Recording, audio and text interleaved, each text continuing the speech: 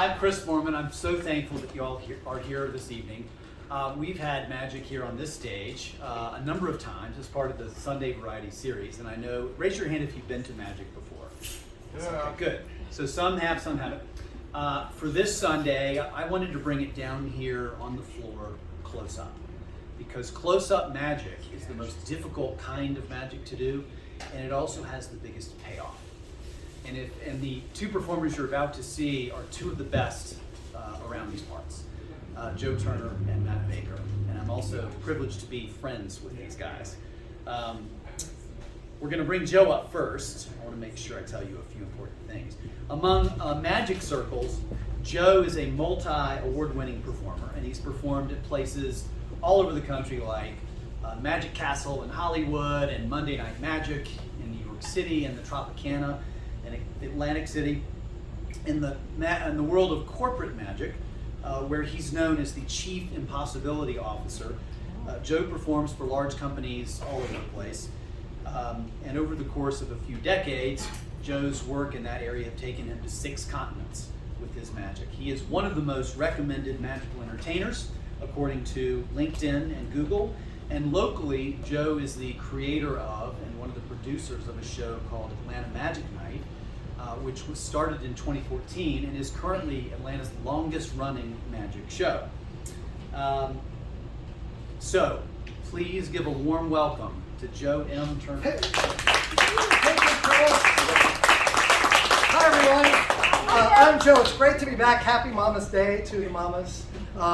What a treat to be with you. For the next 30, 40 minutes, it's going to be my job to share with you a number of interesting skills and techniques and abilities that kept me from dating in high school. But that's going to be kind of a tragic flashback for me, but hopefully it'll be fun for you. Let's start with a card trick. The powers that be say that you shouldn't start your show with a card trick, but I say it's my show. I'll start it the way I want. I like cards. They're convenient. You can take them anywhere in the world. You can get them anywhere in the world. And you can do large things, small things. Does anyone have a deck of cards on them?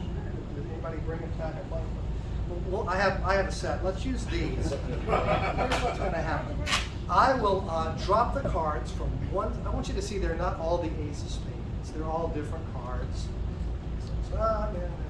So I'll drop the cards in sort of a cascade from one hand to the other. And somewhere during that cascade, I'll ask some of you to say stop. Wherever you say stop, that's what the card is that you will have chosen. So here we'll start with, why don't we start with Liz? Liz, say stop anywhere. That'll be your card, Liz. I'm going to come back to you in a minute. Please don't forget the card. If you forget the card, this is a waste of time for everyone. So that's one card. Anyone in this room could learn to have a card selected. But I'm going to raise the stakes, make this a little bit more difficult. Now let's move on to Kathy. Please say stop anywhere. That'll be your card, Kathy. No, you're going to remember. You just remember yours. Liz is a big girl, Kathy. We got it. She can do it. We got it. She's got people behind her, so Paul's going to help you with that. All right. And so back here we got Paul, Chris, Tom. Very good. And Carly, say stop anywhere. Stop. That'll be your card. Okay. That was. I like that. Efficient. That was good. Haley. Let's stop. Very good. Got it. And let's go to Patty. Patty. Stop. Every time I say Patty, I was in New York 2 years ago. I saw Patty in Company. Revival. That was a couple years ago. Fantastic. I finally got to see La Patty for real. So that's 1, 2, 3, 4, 5. Let's do another one. Kevin. I'm sorry, just a tiny bit faster. I'm sorry. Not get under pressure. That's okay. I'm just being a jerk. It's my job. Say stop anywhere. Stop. Got it? I might be able to find that one. So cut these a little bit more, and then let's just skip to Sheila. Sheila, say stop anywhere. Stop. That'll be your card. Got it? Very good. So that is 1, 2, 3, 4, 7 cards. 7 times as hard as a regular card trick. I will find all 7 of your cards in amazing and magical ways, working you into an emotional frenzy. Jimmy doesn't buy this at all. Now, a lot of people say, well, those magicians, they just put all the cards on top so they know where they are. But nobody stopped on, well, you stopped on top, but I cut the cards. So hopefully your card's not on top. Does anybody see their card on top? So they're not on top. Some people say, well, he's just dealing them off the bottom. Is anybody's card on the bottom? No? And some people think, well, he just like stuck 7 fingers in the deck in different places to remember where everything was. But nobody's card is in it. So let's see if I can find all the cards, and we'll start with Sheila. Sheila?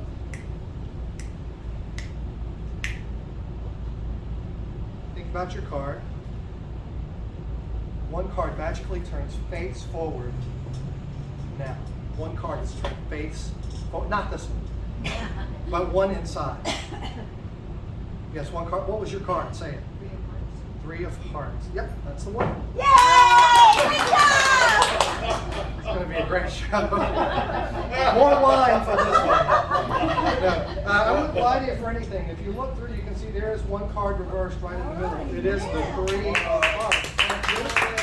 And that brings me to Kevin. What was your card, sir? 6 of hearts. I keep an emergency card in my pocket in case somebody chooses the 6 of hearts, which is really cool, Tom, because Patty also had the 6 of hearts, correct? You had the 6 of hearts. What was your card?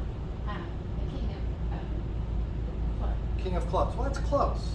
Yeah. 6 of hearts, king of clubs. It's They're easily mixed up. Same. I mean, it's really very close. Oh my gosh. Really very. Thank you. Thank you.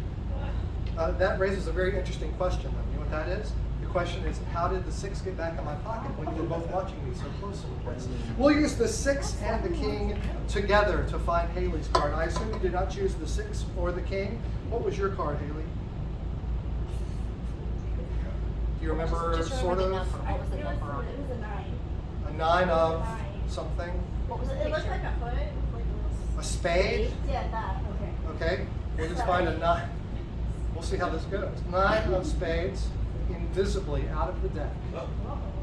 And using these 2 cards as a pair of tweezers, we grab it out of midair. And there we have, you said your card was the 10 of spades? Was you said the 9, I'm sorry. Was it the 9 or the 10? 9. It was the 10? Oh, I guess. Ouch. Well, I tell you, all right, she said 9. So let's just take one off and we'll just change it to the 9.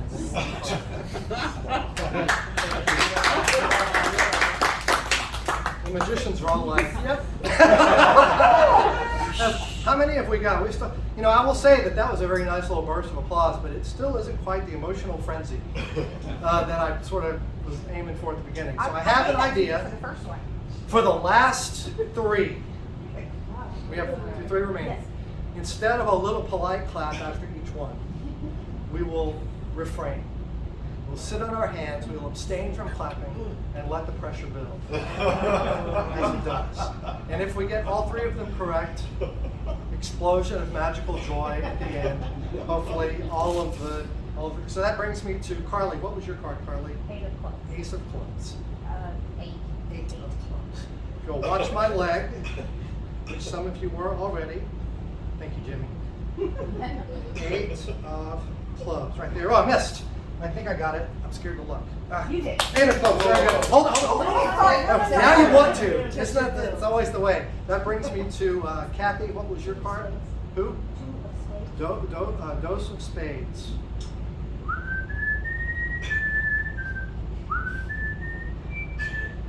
Six years of college.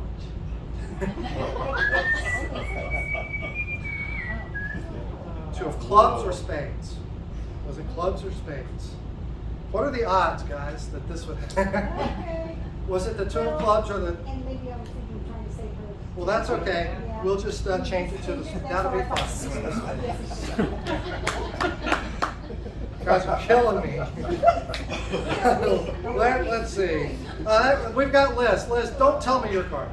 Just think about your card and picture it in the air And just imagine it floating in the space between. Oh, I'm getting an image. I'm getting it's a rectangle. Is that correct? It's a rectangle? Yes. I was a management consultant. As you can tell, we observed the obvious. And that'll be $85,000. It's a red card, and I think it's a diamond. And if you'll watch carefully left-handed without looking, we'll cut to one card and one card only, which flies through the air and lands on my other. That's good by itself, really. I caught it today. That's a good.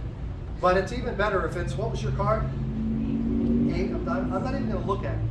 I'll just show it to all of you, and I'll know if I got it right from the emotional frenzy. So it's just, I'll get it.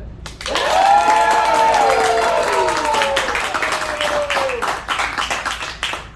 guys are making me work on that one today. All right. We'll come back to that. I would like to share with you something now that is kind of a new piece. We're not really supposed to talk about how magic is done, but that's okay, because how magic is done is seldom as interesting as why, and that I can talk about. I can tell you about why, but we have to get to it in context. So I'd like you to imagine that it's 100 years ago. It's the fading breaths of vaudeville and Chautauqua. And a magician named Silent Mora is developing an illusion said to be derived from the tricks of Asian fishermen who did it with marbles or pearls. Mora did it with 3 little balls, not unlike these, which he would carry around and put in and out of a hat or a small bag. But I'm going to use this glass for now. And the way he did it, to let the balls sink into his left hand, one at a time. 1, 2, 3. And then, one at a time, by magic, the balls would travel to his right.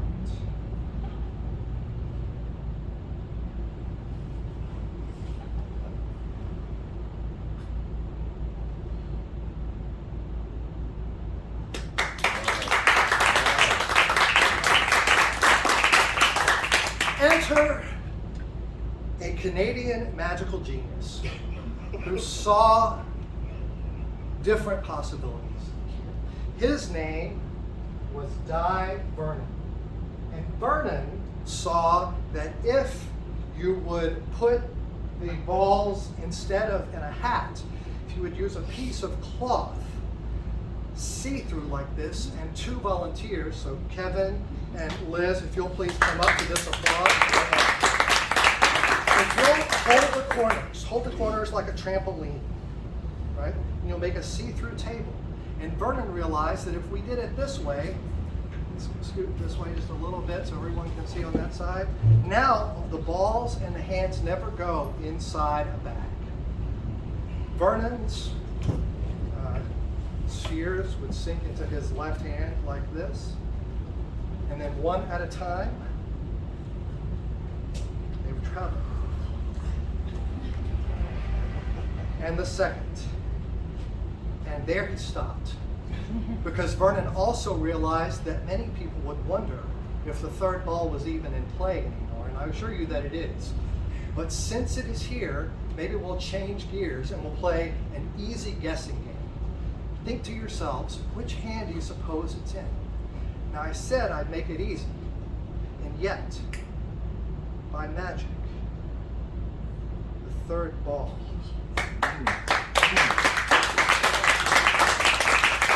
Vernon had a close friend.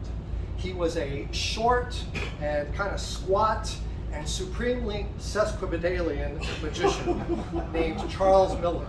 And Charlie took a different approach. He would let the 2 balls sink into his left hand, and the third ball went into his pocket. Now, it was no surprise to his audience when there were 2 balls in his hand.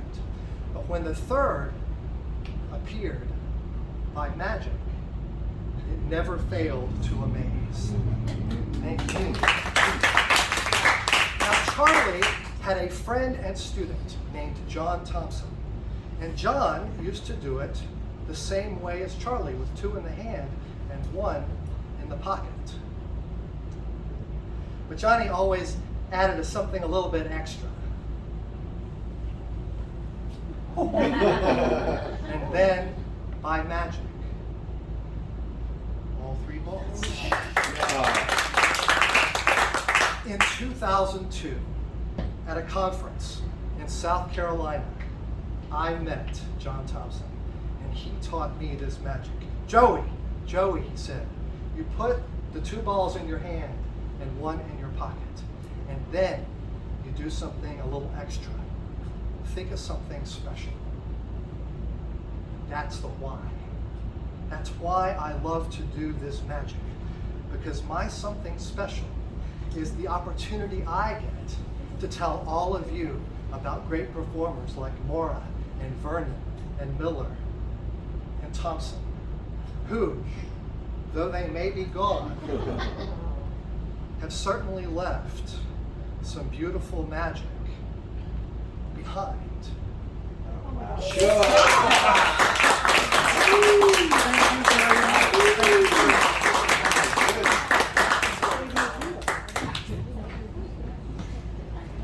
All right, can I have some help moving the more formal table on?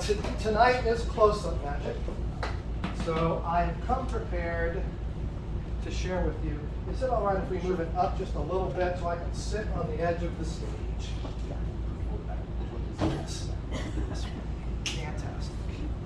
This is going to be perfect. Everyone can see the top, yes? I'll stand. Let me ask, it was Art. In a deck of cards, do you have a favorite 4 of a kind? Aces, queens, jacks? Jacks, I like it. You know, it's a little known fact about a deck of cards that the J doesn't actually stand for Jack, it stands for Joe. Little known fact of the history of playing cards. And so we've got these 4 jacks that we'll use. And I don't know, some of you may recognize this. Back in the day, people would carry medicine in little pill boxes like this. Now you generally see these in antique shops, either brass or sometimes they have like inlaid hinged ones with like mother of pearl. And sometimes they have like the tubular ones that have a screw. They're brass, and they would carry nitroglycerin tablets in there. You don't see it as much as you used to. This is a pill box. They named the hat after the box. So if you remember pictures of Jackie Kennedy, she's wearing a pillbox hat. This is what it's named after.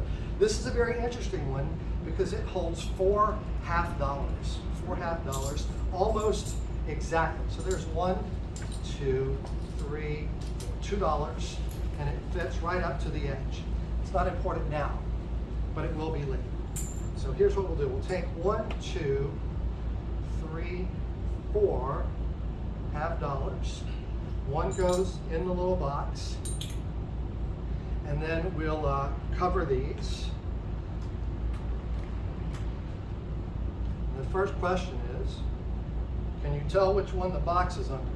Yes. Okay, very good. Well, here's what we'll do. 1 at a time. A metaphor for togetherness. The first coin joins its friend inside the box. So there's 1, and there's 2, and now you know what's going to happen. So it's going to get easier for you and harder for me. So I'm going to have to shift gears from raw skill and distracting good looks to subtlety and charm. How you doing?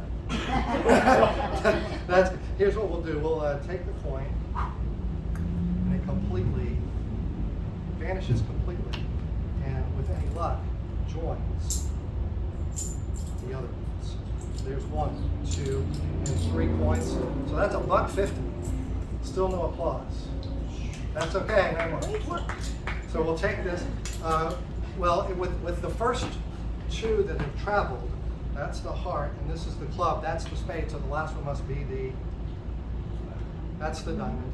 And the coin under there will travel invisibly using these tweezers to pull the ghost of the coin out and drop it into the box.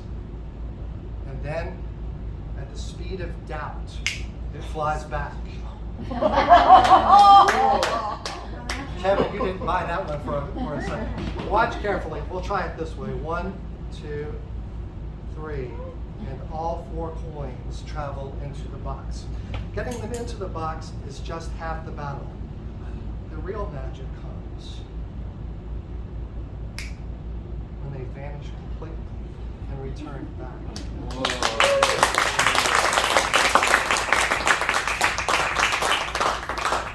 I love magic with cards, but coins are pretty convenient too. And if we have time at the end, we may try something else with the coins. But for now, I thought it might be fun to shift gears entirely to a different kind of illusion. What you've seen so far is obviously sleight of hand. There's an entirely different branch of the magical arts, which we call mentalism, mental magic. It relates to the idea that you could perceive what someone else is thinking. Now, I don't believe in that for real. I want you to, I'm Presbyterian, and I've been married 28 years. If I could read her mind, I would have found a way. It just can't be. But the theatrical premise of mind reading is very strong. So we're going to explore that today. I'd like everyone in the room to think of a city somewhere in the world that if you could travel there, expenses paid. Maybe it's somewhere you've been, maybe it's somewhere you would like to go in the future. You could go for a 2-week paid, expenses paid vacation, and just think of that city. And I'm going to ask some of you to write down the name of that city. Why don't we go with Brody? I'm going to ask you to write down the name of your city. Just print it so that I can't try to do any, handwriting analysis or anything. Actually, how old are you? I'm going to say make it legible. So you don't do cursive anyway, right? So that's good. So just print, just block print, and then we'll go with Carly. I'll try that with Carly, and then let's see. Let's go with Kathy. Let's let you do it too. So you take it and just print the name of your city on the card in the spot where you'll see. And once you've done that, fold the card in half and then in half again. So you're going to fold it into quarters with the city on the inside. Because if it's on the outside, I might be able to see it before I even, I'm going to try not to look because I don't want to know who's written on which card what thing. So let's go over to Brody. Hold up your card. You're going to drop it in my pocket. And I'll take the pen in my hand. Thank you. And let's go to Carly. You'll drop there in the pocket. I'll take the pen. Kathy, you're going to drop in the pocket. And I'll take the pen. Same process. Very good. Haley, you have an important job now. Please hold up one finger. Thank you for that. That's good. And hold it up high so everyone can see. I want you to put it in the pocket all the way to the bottom and stir around. Stir around. That's good. Because now, that's good. So that way, even if I knew who had put which card, like his was toward the front, yours was toward the back, or something like that, maybe I would be able to tell whose was whose. Here's what we're going to try. I'm going to look at the name of the city. I'm going to ask each of you if this is your city. You're all going to say no. That means that one of you will be lying. And with any luck, You have to tell which what's that? one. I like a lot. Yeah, well, one of you will be lying, and hopefully that means that I would be able to tell who was the liar. So that's the rule. No matter how I phrase it, you're going to say no. Right? Do you understand the rules? No. Thank you very much. So let's see, the first one, I'm going to ask you this, and you're all going to say no. Did you choose Bucharest? Did you choose Bucharest? No. Did you choose Bucharest? I probably should have gotten 3 guys for this because y'all are making it very. Did you choose Bucharest? Did you choose Bucharest? No. Did you choose Bucharest? Did Did you choose Bucharest? Kathy, did you choose Bucharest? No. Are you sure you didn't choose Bucharest? No. You know how I can tell you're telling the truth? No. Because Carly is lying. She chose Bucharest. Can you take that? Very good. Let's take the next one. Haley, I don't want you to open it. You just look at it and you look at the city and then close it back up. Now, while she's doing that, the mathematically inclined have noticed that my odds have improved. I've got a 1 in 2 chance this time. It's 50-50, but I still have to get it right. So it's going to be between Kathy and Brody. And I'm not even going to look. What's the city? What's the city? No, it's okay. Say the name of the city. London. London. So I'm going to ask them both if they chose London, and they're both going to say no. And then we'll see. Did you choose London? Did you choose London? No. It could be. Does it say UK or Ontario? It could be either. Yeah. We'll go with it. Did you choose London? Did you choose London? You're trying to grin, but I think you're bluffing. So I'm going to say that it was Kathy that chose London. So let me give Kathy London. Thank you very much. Give her a round of applause. That means that we've got one remaining. Obviously, I know it belongs to Brody. Why don't you reach in and take it back out? Come up here, Brody. I don't even ever want to touch this one. If you'll reach in the pocket and hold it in your closed fist, and stand right there. Hold your fist above your head. Think of the city. Think of the city. And I'm just going to try to get an idea of the city that you've put down. And the first thing I can tell is this. It doesn't seem quite as exotic. This is a domestic city. This is not an international city. Is that correct? It's domestic. It is, in fact, relatively close. And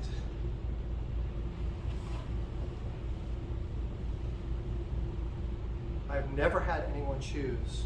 Have you still got it above your head? If I get it right, I want you to put your hand down and go back to your seat. And there will be applause if I got it right. If not, we'll have an awkward moment. And this is odd because I want to say Aiken, South Carolina. Is that correct? Have a seat. Round of applause. Very good. Well, let's see. I have time for. Let's see. Do I have time for one more or two? What do you think? Keep going. Keep going. Well, I don't.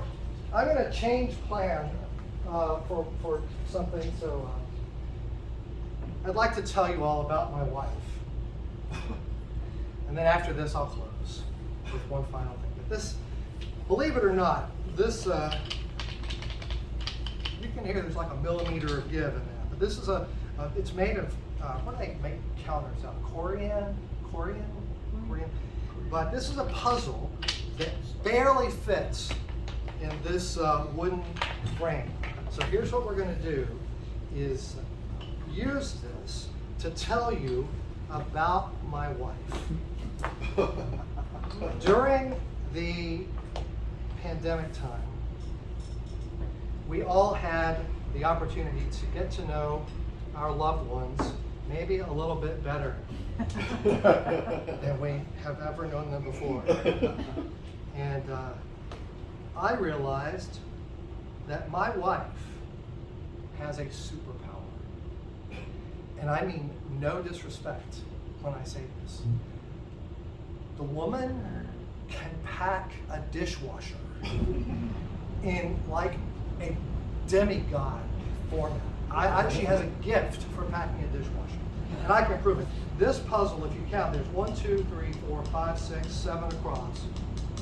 And 1, 2, 3, 4, 5, 6, 7, 8, 9 up and down. 1, 2, 3, 4, 5, 6, 7, 8, 9. And 9 times 7 is it somewhere already? 63. 63. 9 times 7 is 63. One day, I was packing the dishwasher, and I had everything just perfectly packed in the dishwasher, which I was very proud of myself, in fact. But as is often the case, the moment you finish packing the dishwasher, someone comes downstairs to the kitchen with another dish. And I looked at the dishwasher and I thought, well, there's no way that's going in there. So I told Rosemary, my wife, don't worry about it. I'll just, we can take some dishes out of this one and just make another load, and we'll just do 2 loads. And she looked at me and said, Joe Turner, I am not washing 2 loads of dishes for that one. Let me say what you did in that dishwasher. And into the dishwasher she dove. She started moving things around. And the next thing I knew, she had made room for that last dish. And I looked at this and I said, wait a second, 1, 2, 3, 4, 5, 6, 7, 1, 2, 3, 4, 5, 6, 7, 8, 9. It was still, sometimes I was still 63, right?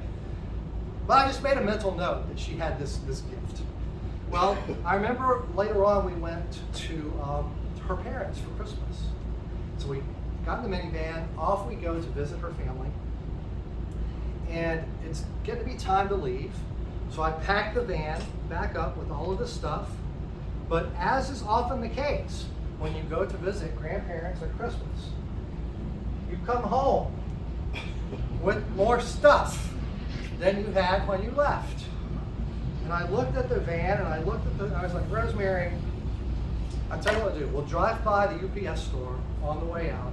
We'll just put a box of gifts and ship it to the house. And she looked at me and said, Joe Turner, I am not about to pay cash to ship something home when we could just put it in the van. Let me get back there and see what you're doing.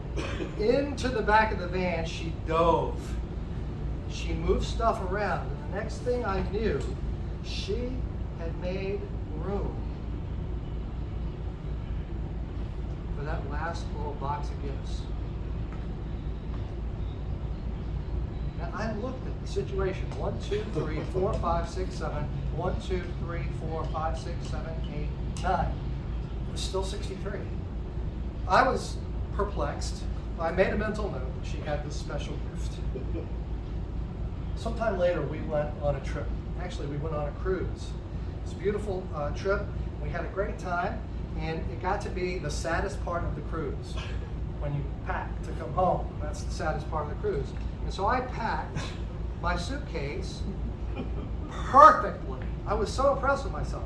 But as is often the case, when you go on vacation, you come home with souvenirs and stuff that you picked up while you were in those different places. And I looked at the suitcases and I looked at and I said, it's okay, we'll buy an extra suitcase at the airport. We'll just pay the bag fee, ship, it's fine, it's just a checked bag. And she said, Joe Turner, have you learned nothing? I'm not about to pay a bag fee to ship your souvenirs home. Let me see your suitcase. Into the suitcase she went, and she started moving things around. And the next thing I knew, she had found a way to make room for my souvenirs. Of course I checked. 1, 2, 3, 4, 5, 6, 7. 1, 2, 3, 4, 5, 6, 7, 8, 9. 7 times 9, 63. I thought about this. I thought about all of the money that she had saved on the water bill by not letting me wash the extra loads of dishes. And I thought about all of the money that she had saved me in postage by not letting me ship presents. And I thought about all of the money that she had saved us in airline bag fees. Whoa. And with all of the money I saved, I was able to buy this tile puzzle. So that I can show all of you exactly how she did.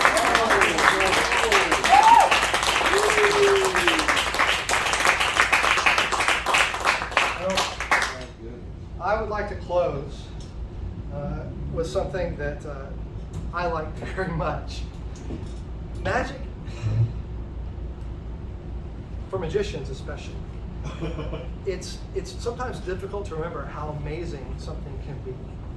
How the first time you see it. I remember seeing people do magic with coins and with cards and with things as simple as little cardboard boxes inside cardboard boxes.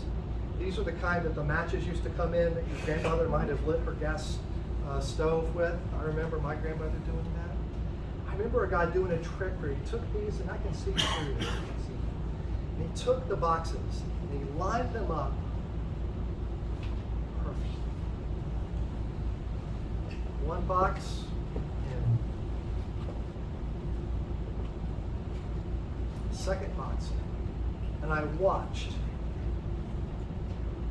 as he pushed this box in with something unexpected.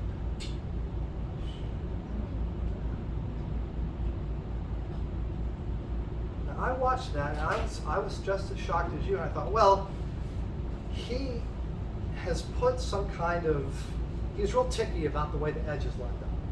So maybe he put some kind of rubber or Vaseline or something on the edges to make a seal. I don't know. So that when he pushed on this, the air pressure would be enough to put it out the other side. That's what I thought. Until he broke the seal.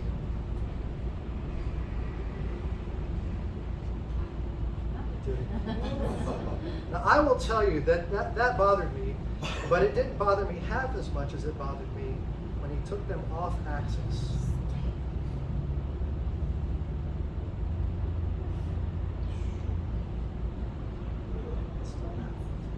The more I watched him, the more I realized that if he pushed down on the right, the left went up. And if he pushed down on the left, the right went up. And it seemed that no matter what he did to one, there was always some kind of response from the other. And I thought about this, and I realized that all of us are very much like these little boxes, because we are also interconnected in ways that we cannot see or even understand, but yet we all have to live together in the same little box. That's something for you to think about. My name's Joe Turner. Thank you very much.